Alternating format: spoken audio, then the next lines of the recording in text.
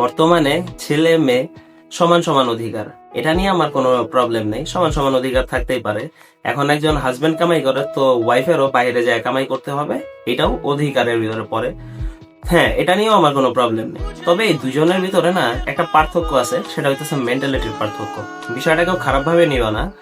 এখন এই মেন্টালিটির পার্থক্যটা আমি কেন বললাম, এই দেখো, একটা মেয়ে যখন কামাই করা শুরু করে তখন সে ডিসাইড করে নেয় যে আমি যে কামাইটা করতেছি, আমি যত টাকা পয়সা কামাই করতেছি, এটাতে শুধু আমার অধিকার আছে, আর কার কোনো অধিকার নাই।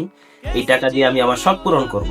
ওখানেই যখন একটা ছেলে কামাই করে, তখন তার এটা চিন্তা তার মাথায় থাইকা যায়, আমি যা কামাই করতেছি এই টাকাটার অধিকার শুধু আমার একার না, আমার পুরো পরিবারের অধিকার আছে। তো এই যে একটা পার্থক্য, মেন্টালিটির পার্থক্য না, এই জিনিসটা না সারা জীবন থেকে যাবে। আমি এটা বলি নাই যে সব মেয়েরাই, কিছু কিছু মেয়েদের, বেশিরভাগ মেয়েদেরই এই প্রবলেমটা থেকে যায় যে এই টাকাটা আমি কামাই করছি, এটাতে শুধু আমার একার অধিকার আছে। আর ছেলেদের পুরা ফ্যামিলি নিয়ে চলো ওই টাকাটা কামাই করে। এটাই হইতেছে পার্থক্য, আর এটা হইতেছে বাস্তবতা।